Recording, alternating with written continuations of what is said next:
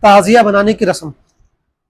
تعزیہ یہ اصل میں عربی کا لفظ ہے اور اس کے معنی ہوتے ہیں تسلی دینا۔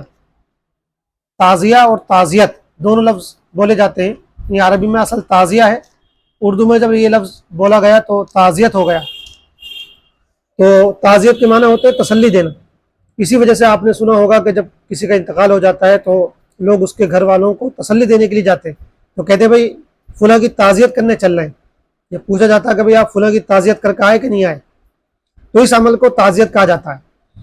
اسی سے پھر یہ لفظ جو ہے مجلس تعزیت یا تعزیتی مجلس کے لیے بھی استعمال ہونے لگا، یعنی وہ مجلس جو کسی کے انتقال کے بعد اس لیے منعقد کی جائے کہ اس میں جانے والے کی خوبیوں کا ذکر ہو اور اس کے پسماندگان اور اس کے گھر والوں کو تسلی دی جائے۔ اصل معنی تو اس کے یہ ہے، لیکن جو محرم والا تعزیہ ہوتا ہے اس سے مراد ہوتا ہے حضرت حسین رضی اللہ تعالیٰ عنہ کے مزار کی شبیہ بنانا۔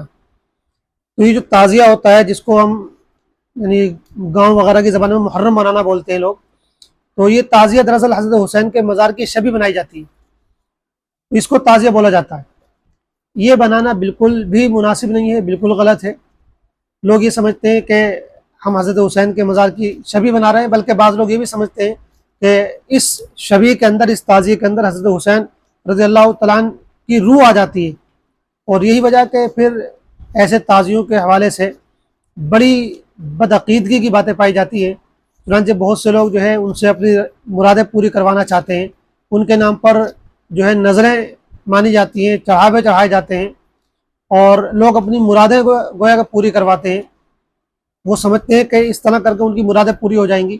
پھر تعزیہ بنانے کے لیے باقاعدہ چندہ کیا جاتا ہے، اور اگر کوئی چندہ نہ دے تو یہ کہا جاتا ہے کہ یہ منحوس آدمی ہے، اور اگر اتفاق سے جس نے چندہ نہیں دیا اس کو کوئی نقصان آ جائے تو لوگ کہتے ہیں کہ اس نے چونکہ محرم بنانے کا تعزیہ بنانے کا جو ہے چندہ نہیں دیا تھا، اس لیے اس پر یہ آفت آئی ہے۔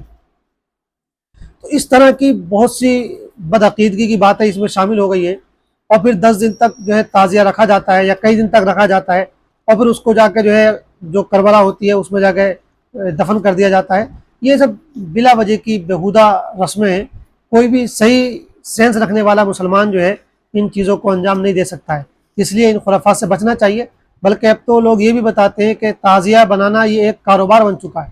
بہت سے لوگ جو ہے چندہ کرتے ہیں اور چندہ کر کے اچھا خاصا پیسہ اکٹھا کر لیتے ہیں، پھر کچھ پیسوں کو وہ خرچ کر دیتے ہیں تعزیہ بنانے میں، باقی پیسوں کو گویا کہ وہ اپنے لیے استعمال کرتے ہیں۔ تو یہ ایک دھندا اور چندہ ہو چکا ہے، تو اس لیے اس سے بچنا چاہیے۔ ہمارے جو سیدھے سادے بھولے والے مسلمان وہ یہ سمجھتے ہیں کہ ایسا کر کے ہم حضرت حسین کو خوش کر رہے ہیں، یا ایسا کر کے ہم اسلام کا گویا کہ اسلام کے حکم پر عمل کر رہے ہیں، یہ ان کی خام خیالی ہے، غلط فہمی ہے، ان کو اس سے باہر آنا چاہیے۔